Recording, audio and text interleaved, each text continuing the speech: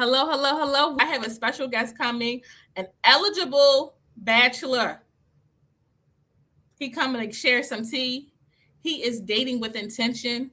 He's going to give you some insights about what you should be looking for when you're dating, and it might just be somebody on this line today. And I want to invite my guest to the stage, Darriel. Hi, Jasmine. Hey, How are I you, want to go on that friend? vacation. Where was that going to be? I looked like it We're was going going to to be fun. we're going to Clearwater. Hopefully, when I do my marriage retreat, that you can come because we're gonna get Oh, you a life friend. all right, let's do it. I have with me my good college friend, Mr. Darriel Harris. He has been a good friend to me over the years, and I have we met at Morgan State. Even our last panelist, one of our last panelists, Dr. Kiana knows this gentleman, and we're going to be talking. I'm so glad that you decided to join me today. It's my honor to have you on this virtual space. So I want to jump into a quick conversation about dating, kind of like a fireside chat. You are Okay. an eligible bachelor looking to be married, looking for a wife. You have been married before, but you are looking to remarry. So tell me, what does dating with intentionality actually look like for you right now? I mean, it looks like, frankly, I guess, kind of being selective. I'm not Mm, sure how to say that. Like, when I say that, I know it kind of comes off it can come off in a bad way. But to date intentional just means like you're not trying to waste a whole lot of time entertaining um potential that is not going to work out for whatever reason. okay. So how long have you been divorced? Let's start there. You were married when? Give us a little timeline real quick. When were you married? How long were you married? When did you divorce? So just give us a timeline on how long you've been single. Okay, so I got married on in December of 2013. Um, I started the divorce process in like June of 21, but I didn't actually complete the marriage. It was like 3.5 year process, so I didn't complete the marriage until November of 24. And so now it's like February 26th, right? So that means I've been divorced for a year and 4 months. But you have been separated for during that 3 year period.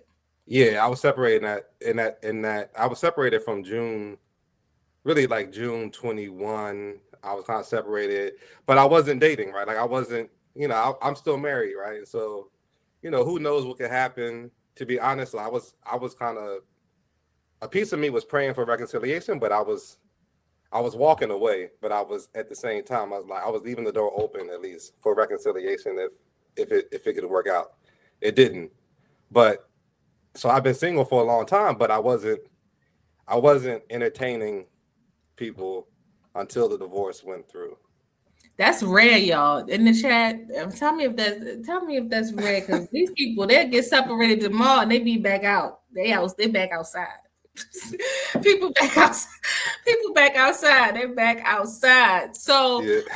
So during that period when I know you were looking for reconciliation, but it also sounded like you were also praying for, you know, what was next, right? Yeah, yeah, yeah. Within that process. So that was like a journey that you had to go through with healing and transition and all of the things. Tell us what that looked like for you, when you were like trying to heal from the sting of divorce. I mean, it's painful to be transparent. It was a painful process, right? So because you had, you have a lot of energy, a lot of hopes, a lot of prayer kind of built into the relationship, right? You start praying and hoping before you get married, then you pray throughout the marriage, and then now there's like this rupture, And so it's like a death, right? It feels like somebody died, but the person that died is like still alive, and they're still like poking you and prodding you. And so you're injured, and the person who you really kind of blame the injury on, at least in my case, it was her, and she's there, and it's this continuous tug of war because we were fighting over our daughter for the most part, right? And like what role each of us were going to play in our life, who was going to provide the stability, who had been providing the stability before the rupture. And so losing the woman was hard, but losing my daughter was catastrophic, at least for me. And so that was rough to go from like seeing her every day and like doing everything for her every day to somebody telling you can only see her once every other, you can see her every other week, right? So I have my week with her, and then I gotta go 7 days. I can't see her at all under no circumstance. And so it's still painful.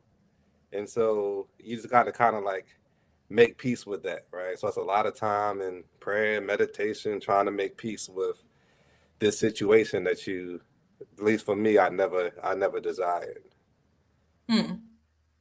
So, are there any red flags for you when you were, when you look back on the marriage, the relationship? Were there any red flags that signal to you before you got married or during the dating process or even in the marriage to say, I don't know if it's going to work out? I mean, in the marriage process, in the marriage, there was red flags every day, right? But you're already married. So now what are you going to do?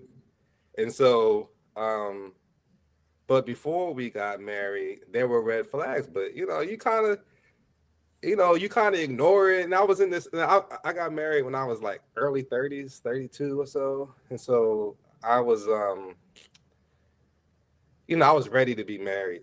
I was ready to be married. And, I dated a ton of women and it hadn't worked out with any. And so now here's this opportunity.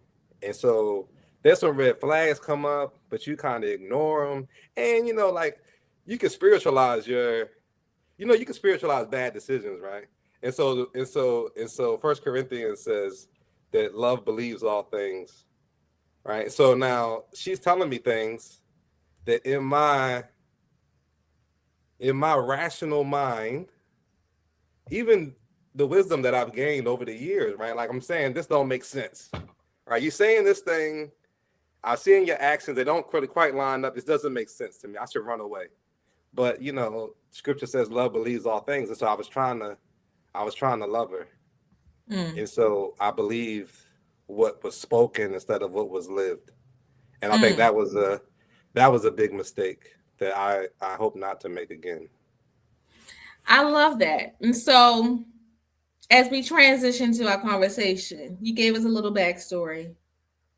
Now you feel ready to dive back. You've been diving back into that date. I've sent you on some dates because I'm, doing my little matchmaking thing, Yeah, I appreciate it. I've sent them on some dates. But what has let you know now that now I really feel ready? I feel like I've moved past this divorce. What's let you know now that you're ready to start dating and you're even ready to say, if you feel like this person can be your next wife, that what let you know you've come to that epiphany? What brought you to that moment? Well, what brings me to the moment to know that I'm ready is that it's not good for man to be alone. Like it's not good.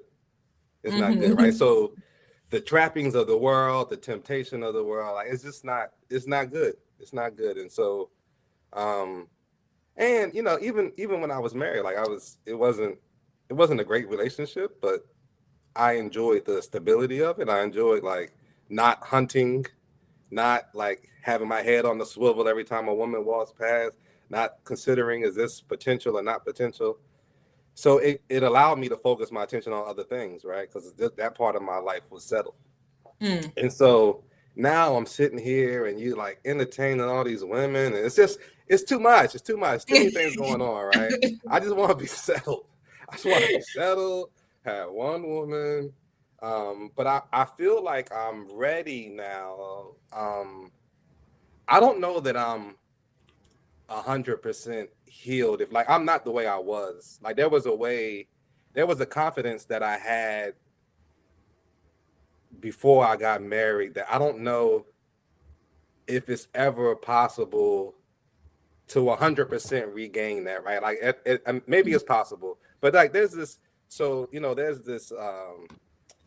this Japanese vase art that they have called kintsugi, and so they take a piece of pottery and it's painted and it's decorated, it's beautiful, and then the pottery is broken, and then they put it together and they seal the cracks in gold leaf, right? And so it's a way of demonstrating that like broken pieces can be put back together, and they put gold where essentially where a scar would be, right? And so when you look at it, all right, there's gold on the pot, right? It's nice. But at the end of the day, like that gold is overlaying a scar, right? And so there's some scars there that I have. I think some of those scars is going to be there. And so now can I move past it? And so I'm trying to essentially overlay my scars with some gold and not like live into the trauma, but embrace like, okay, this has happened. These are some of the realities that have resulted from what has happened. And this is who I am. So can we move forward, as I am? I love that. I mean, a lot of times we walk out healing, right? We walk out healing. We acknowledge that there has been a trauma to our lives, and as we walk it out, healing is continual. Even into the next marriage, there may be triggers that say, "Oh, that's still a scar. That's still a sting," and that's really what this space is about. Heart rhythms, kind of looking inwardly to determine whether there needs to be some steadiness there, and how understanding how we find steadiness in our lives, relationships, friendships, career, etc. Exactly. And so, as we exactly. So just to sorry to cut you off, but to bring back up, like, so sometimes when I do certain things in like athletics and sports, right? Like I require a brace now.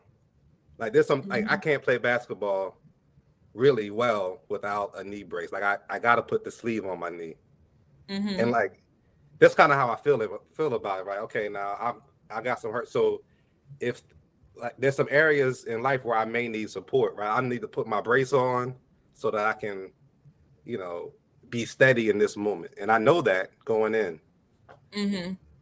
That's so good. So I don't want anyone listening to think, everybody got to come to you healed, right? But we don't want to be pouring our pain on other people, right?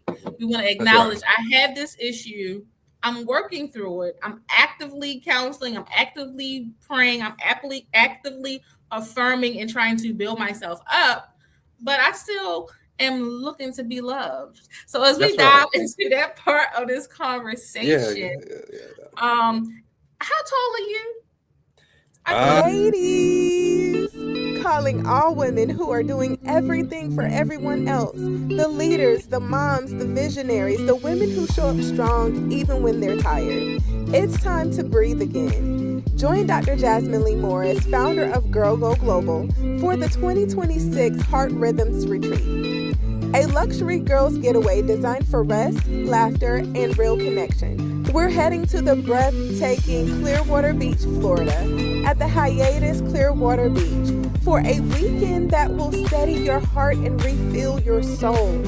Think rooftop dining, cozy PJs, and poolside conversations, guided prayer and meditation, heart-centered chats about life, love, dating, marriage, friendships, and faith.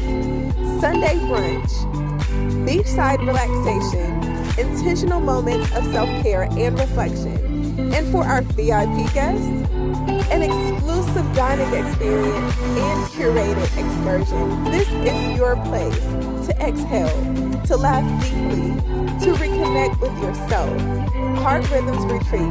Come catch your breath with us. I feel like 6 feet, right? I'm 6 foot.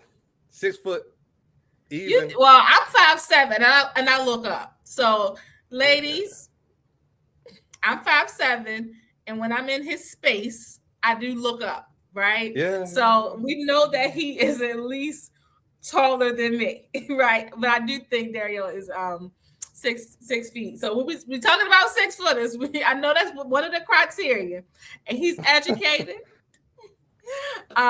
Engineer. You can tell your bio, your brief bio about what your background is, where you went to school and all of that, and what you do now. Let's tell the ladies a little bit about yourself, and then we're going to talk about dating and the qualities you're looking for in a spouse.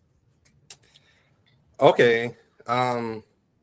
Education wise, I went to Morgan, studied electrical engineering. I graduated. Shortly after graduation, I went to GW. I studied organizational management. So I got a master's in organizational management. I was trying to climb the corporate ladder as quick as possible. And so, education is one of the ways you do that. So I ended up getting like a graduate certificate in financial management in the public sector. I was working for the government at the time. And then I left. I had like a whole different career change. I went and studied theology full-time at Duke. And so I had a Master of Divinity. Now I lived in Africa for a bit. And then I came back home and I ended up studying at Johns Hopkins in public health. So I got a PhD in public health. Oh, wait a minute. I didn't know you were a doctor already. You didn't know I was a doctor? I didn't know. You graduated. Yeah. Oh, welcome to the club, friend. Oh, thank you. There's a few percentage of Black PhDs, right? Isn't it a PhD? It's a PhD. Listen, the highest over MD, okay? It's a few. Number one small percentage of Black PhD holders, and it's 2 of them right here, okay? Yeah, nonetheless, I was saying. So I went to the number 1 school in the world for public health, where I got my PhD. So anyway, yeah. I'm a little proud of that. But you should be, because that doctoral work is no joke, as I know. Yeah. So when we talk about dating, you've been in the dating pool for a while. I sat there, with was it 2 or 3 days? 2 days, I think. 2 days. 2 days only. 2 days only. Well, I was sending you candidates. I was sending you options, trying to. I know men can exercise their options, but you've continued to date, and I'm still looking out for you based upon the criteria I know. Okay. But let's talk a little bit about what you've been finding from women. So we hear a lot about what women want when it comes to dating. We hear a lot about what their criteria is, but you've been in a dating pool for a while. You're actively looking to date with intention, as people would say. What are you finding that's not helped you reach the point of saying, okay, I want to make a commitment to someone? Compatibility, I think, has been the challenge so far, right? So there's a large swath of women who are heavily into finances, right? So they want to live the soft life. They want to go to vacation. They want to go to Bali and all these other places and take all these fancy pictures and put them on Instagram, right? And so, I've traveled a lot of places, right? Like I like to travel. I like to do all those things, but that is not a priority, right? Like I do it as it avails itself. Finances for me, not that I'm broke, right? Like I'm not broke per se. I make 6 figures, but as we already know, that like 6 figures is broke these days. It's not enough. I mean, it's not enough. 6 figures is like $60,000. People that say that, I don't think they make 6 figures. Right, because as soon as you make 6 figures, you broke still, right? Like you don't have any money. So, but like there's some women who are looking for flashiness. That I just do not come with flashiness, nor am I striving for flashiness, right? Nor am define flashiness. Let's be clear. Let's make sure that we are clear on I don't drive how you define flashiness. I don't drive a luxury car. Okay. I don't I'm not about to buy some woman some expensive purse.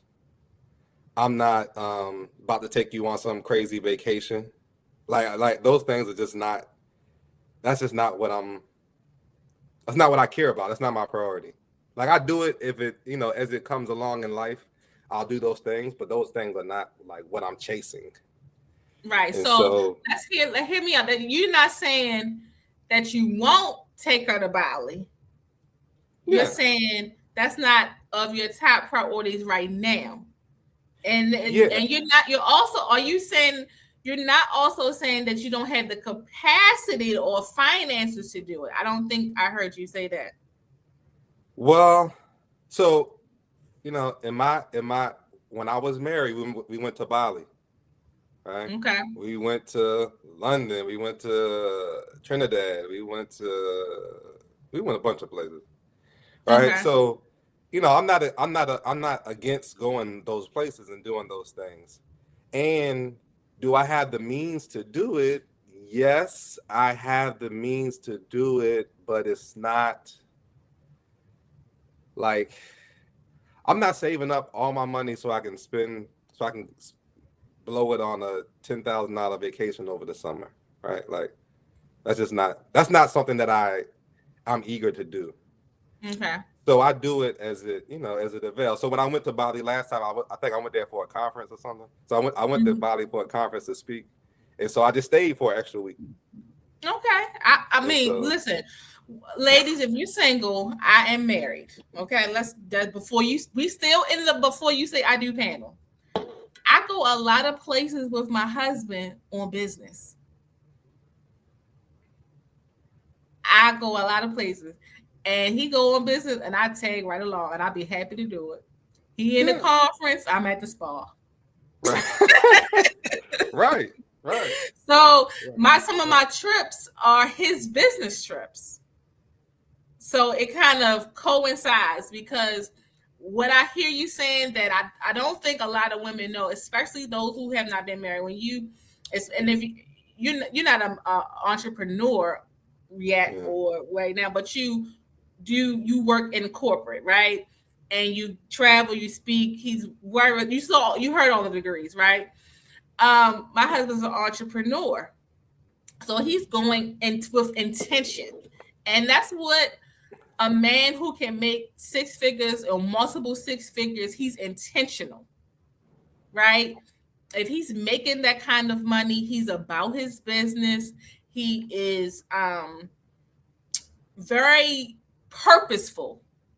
So there's the Bible. Let's go to the Bible. The Bible talks about there's a time and season for everything. And obviously there's a time and season for rest. Where you intentionally set out with your spouse, we're gonna go rest and we're gonna do it in a luxury. We're gonna grease to do it. But then there's other moments where we're saying, hey, let's be intentional. I got this business trip, and my first thing, my husband saying, baby, you wanna go? If I can, I'm right there. So that's, to me, when I hear you say that as a wife, I hear you saying that you are intentional, that you're not adverse to doing some of those things, but you're intentional about doing it. And I want to make sure that the single ladies understand the difference between just any old man and an intentional, purpose-filled man. Yes. And so my purpose, right? So I'm a minister, right? So I pastor a church in West Baltimore. And so, when I think I was like 27, 28, I was a GS-13 at the government, about to be 14, right? Just pause real quick, because when he was making that kind of money, I was a teacher. And and we didn't got to go into what I was making. But when he told us that he was going to Africa to do mission work, I'm like, what? How can you talking about? Like, what? Our little friend group, he told I'm leaving my. We were looking at Darriel as a standard. He got his condo out in Laurel. He drives. Not in Laurel. Wasn't it in Laurel? Columbia? Tyson's Corner. That's even better. Okay, not he in Tyson's Corner. Virginia is one of the most expensive part. That's the V in DMV. Okay, so that's one of the most expensive places to live in the DMV. Okay, so my point is when he decided to do that, following purpose, being intentional, leading him to what his purpose would be, even though he's making all this money. Now carry on with your story, because I just had to say that, because you understand it. When I was in college, I mean, I was in grad school, I'm making my little teacher salary, and you talking about you. I'm saying, what? Are you crazy? Yeah. You know, I my first time I made six figures was I was 27.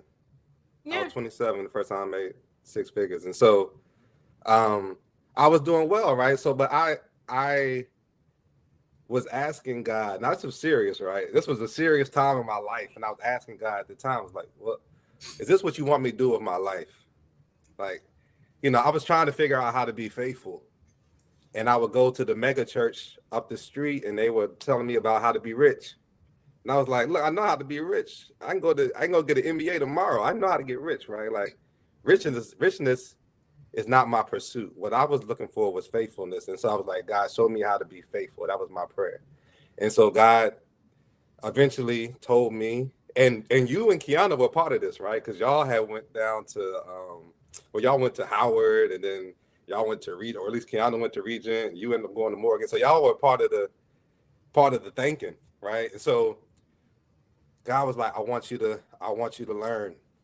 I want you to learn. I want you to teach my people. And so, you know, I gave it up.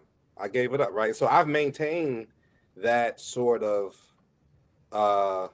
purpose driven kind of mentality. And so now I have a daughter, and so I have to make a certain amount of money to like support her.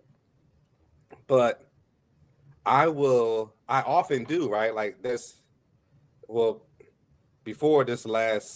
before COVID, I was getting all these opportunities. And before Trump came in office this last time, I was getting a lot of opportunities. Some of them were very lucrative. Some of them were very, like, really, really lucrative. And I had to decide whether or not I would take it or not. And the decision to take it or not was not based upon how much money it would bring, but it was like, how does this align with what I feel God is calling me at the moment? And so if I get in a relationship with somebody who was demanding that I take them on trips and stuff like that all the time, then you start making decisions with that in mind. You start saying, well, I need money to satisfy my wife. So how do I, you know, I better compromise this purpose a little bit so I can make this money. And that way I can maintain my household. And so I don't want to be in that position. So I want to get with somebody who feels like the call in their life matters more than the luxuries of their life. That's so good. Oh my God. We're not even going to. Well, we might need to go there because you went there, right? You know, if you are living as a saved woman or man of God, person who has dedicated their life to the Lord, there's a certain amount of denying of the flesh that you have to do to sometimes be obedient to what you feel the Lord has called you to do. Like I said previously, there's a time and a season for everything. And the Lord wants us to enjoy our lives. But there's also a time when the Lord will say, no, don't spend that money right now. Don't do that right now. Don't do that. I mean, God gives us instructions regarding how to live as we build relationship with him. So I love that you said that. So when you've been dating, let's go back to that. You've been dating. We've learned a little bit about him right now, about what his mindset is concerning who he is and how he wants to show up in the world. So what type of woman do you think will align with what I've been hearing you say for the last few minutes? I think a woman who is in tune with the Lord and is serious about her pursuit of the Lord's purpose in her life. I think that kind of woman will align. Okay. And give us some more detail. I mean, obviously we know I the physical part, the look, the feel, does that matter so much? I mean, of course it matters, right? Like you want. So you want a woman to be, you want to be attracted to the woman, right? You Sure. want to be attracted to her. And so and I would like more children, right? And so that's also a thing because not everybody wants more children. And so that cuts off a lot of people right there. So yes, desiring more children, what you look like, it matters. But most people at this good age, right? I'm 45, right? So if you 40 or approaching 40 or 40 plus, you have figured out how to make yourself look decent. And if you haven't figured out how to make yourself look decent, that's just a lack of effort.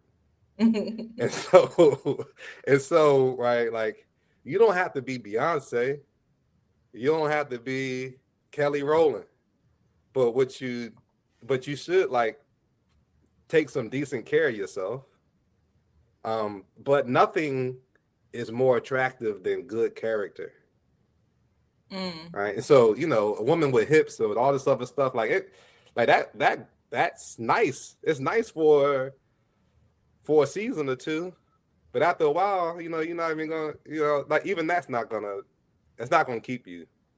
It's not gonna satisfy you. But some good wisdom, felt like is satisfactory. So I'm looking for some wisdom. I'm looking for some honesty, some integrity. Like those are the things I'm looking for. And so why do you feel, based upon what you've been looking for, who have you been meeting? What type of women have you been meeting? And maybe you need to bring yourself in different circles. I'm not sure, but yeah, what do maybe. you feel like has been the barrier to entry of a relationship post-divorce? So the desire for children has been a big one. So women who want the man to be about money, right? Like money is a big deal breaker right off the rip, because when the woman discovers that I don't have a luxury car and that I'm not about to go and figure out the quickest and most efficient way to make money, then some of them are not interested. Okay. And I'm not interested in them once they reveal to me that that's important. So that's it. And then what else I said? Oh yes, right. So now there's a way in which you meet some of these good Christian women and they are like really polished, and they like, they show up and they they say all the right things, but then once you like get to the nitty gritty, you find out that they just scared, right? Like, what do you mean? so right, like you meet these, so like this, I liken it to that parable of the talents, where you had the talent, like God gave one person 10, gave another person 5, gave another person 2, and the person that had 2 talents dug a hole and put their talents in the ground, right? And he was scared that he was gonna mess his talents up, right? So I know some really good Christian women who are in they 40 plus, and they ain't done nothing, right? They ain't got no kids. They don't have, they never made an enemy in the world. They haven't stood up for nothing. They haven't like taken any risk. And you sitting there thinking, oh wow, this is such a good, beautiful like Christian woman. She's so like devout and so like sanctified, right? And so you start talking to her long enough, then you realize that it's not all that. She's just scared. Like she's just scared to take a risk. She's scared to like ruffle feathers. She doesn't have the confidence to say no, or to say like I draw the line here. And so that's been something that I've learned, right? Like I meet good Christian women, and then their boss asks them to do something that is entirely compromising, and they do it. They're like, well, how am I going to pay the bills? This is my boss, it's my job, it's my career. And I'm like, well, like you in charge of you, right? Like, why are you so submissive to this person who's asking you to do something that's outside of integrity? Like, where's your bounds? Why don't you just say no? Right? Go to HR if you need to, but do something. But like, and yeah. So that's been that's been a. I've had that issue with one woman I was dating. She was Okay. telling me all these things she's doing on the job, and I was like, "Why are you doing this?" And she didn't have the courage to stand up to her boss.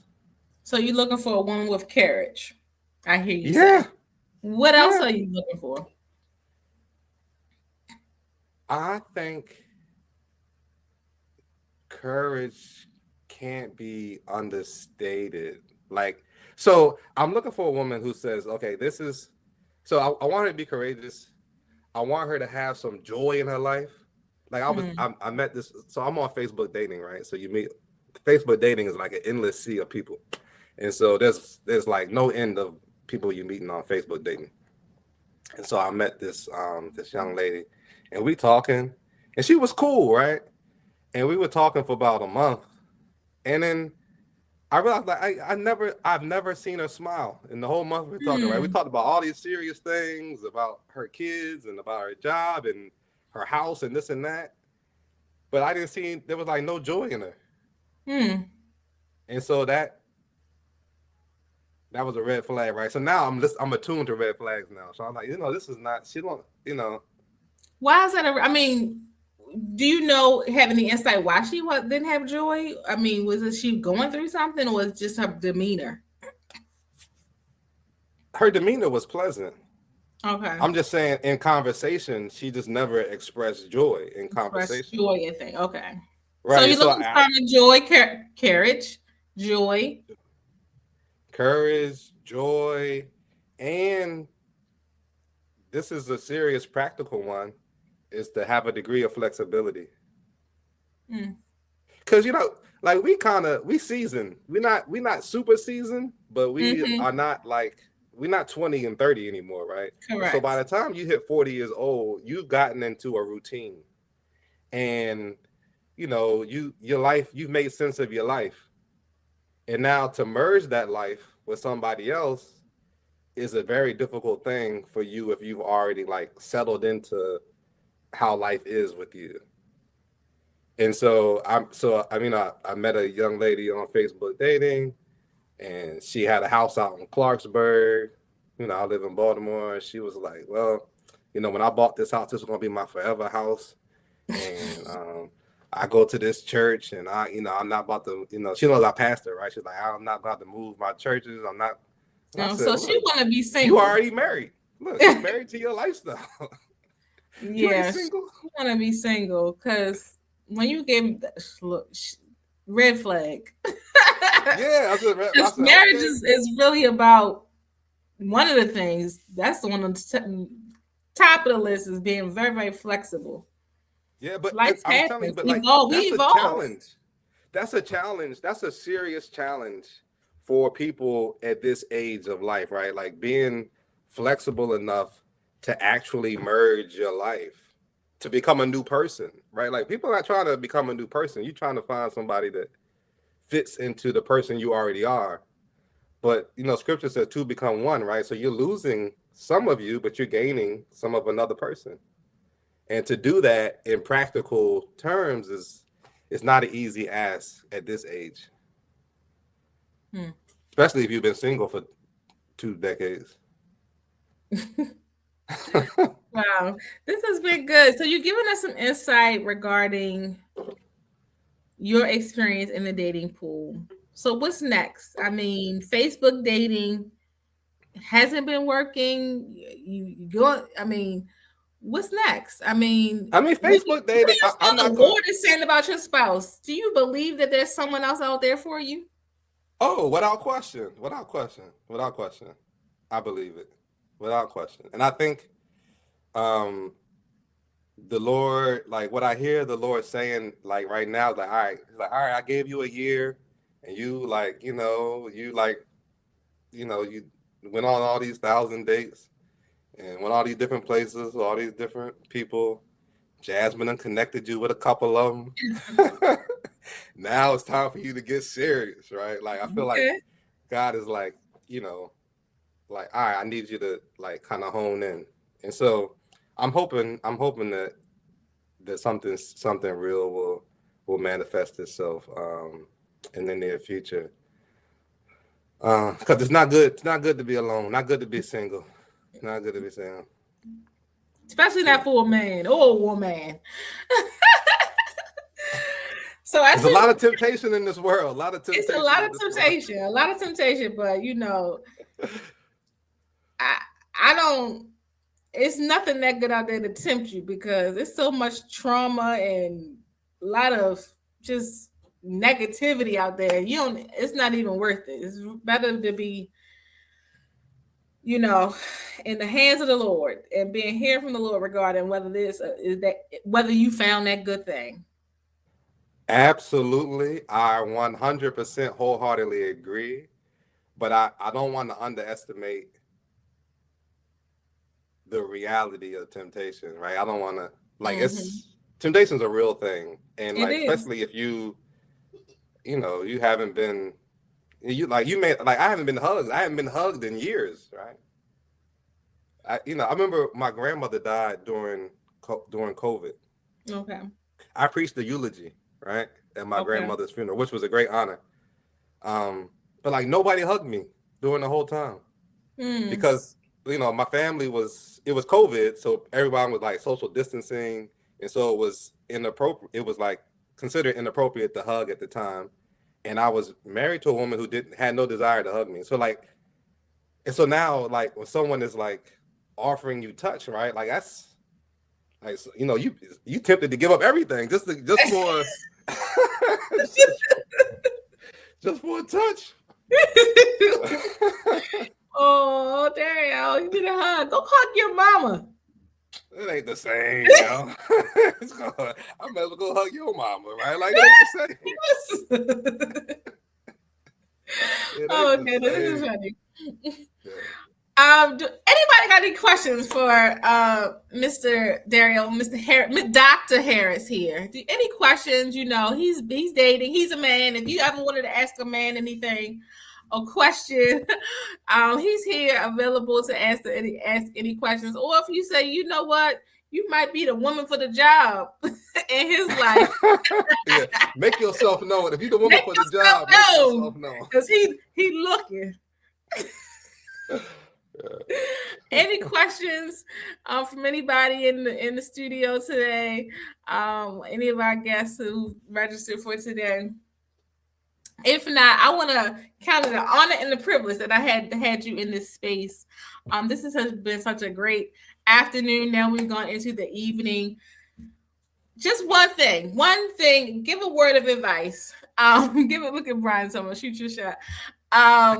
One thing that you would offer some of the single, you're a man and you're actively looking, right? Because it sounds like you're actively looking, but not necessarily finding, you don't have a woman that's flexible. That's the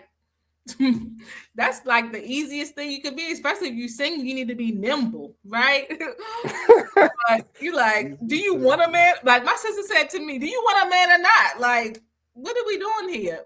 Most men are not even gonna typically not even want, especially if they live in the same state, might not even want to live in the same house that the woman built. They might not even want to do that. What are you saying? So tell us some advice that you would give to a single woman who's also actively looking based upon your experience in the dating field. I would say be honest.